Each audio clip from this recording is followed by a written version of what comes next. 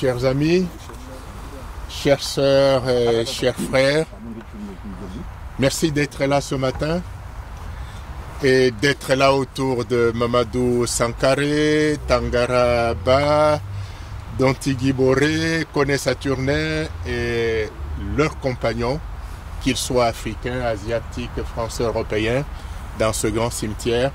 C'est des hommes qui ont combattu pour des idéaux qui nous sont chers. Et si nous sommes là aujourd'hui, c'est que ces idéaux, nous sommes convaincus qu'il faut encore se battre aujourd'hui. Nous sommes dans un monde des humains et que la perfection, c'est jamais terminé.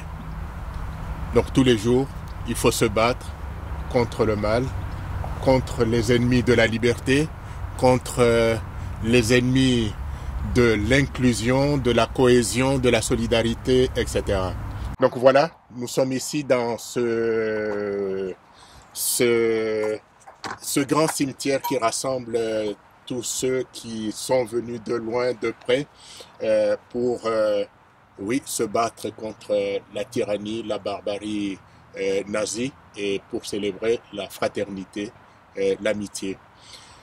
C'est en terre lyonnaise, tout autour de Lyon, que c'est fini de façon brutale, parfois barbare, héroïque, ce qu'on pourrait appeler la drôle de guerre et la victoire éclair de l'Allemagne.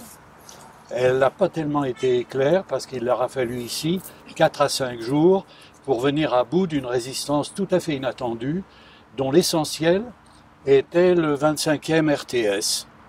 Le 25e RTS, qui avait été constitué à la hâte en avril 1940, et il est dissous en juillet 1940, et ce régiment de tirailleurs sénégalais c'est peut-être été le seul à poser vraiment des problèmes aux Allemands qui ne s'attendaient pas du tout à cette résistance, puisque Lyon avait été déclarée ville ouverte par un accord entre Herriot, Bollaert et Pétain dans une nuit fameuse.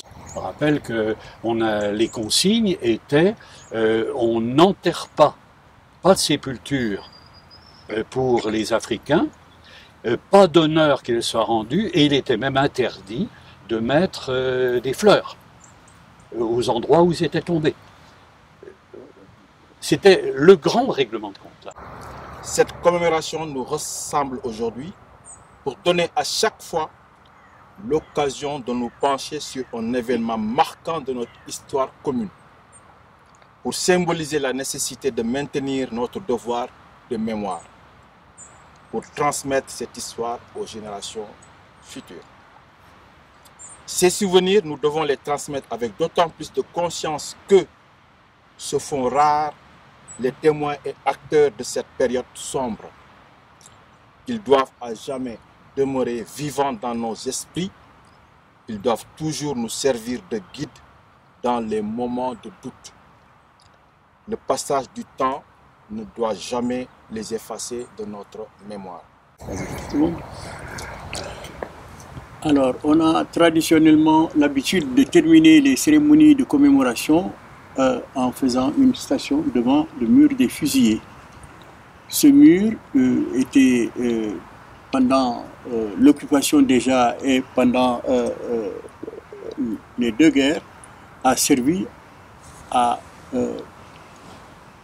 mettre fin à la vie des gens qui étaient pris comme prisonniers. Donc, chaque fois qu'on a terminé les commémorations au carré africain, on fait une station devant le mur des fusillés.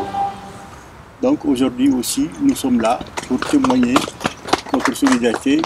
Ils sont morts pour que meure la guerre et que vive la France.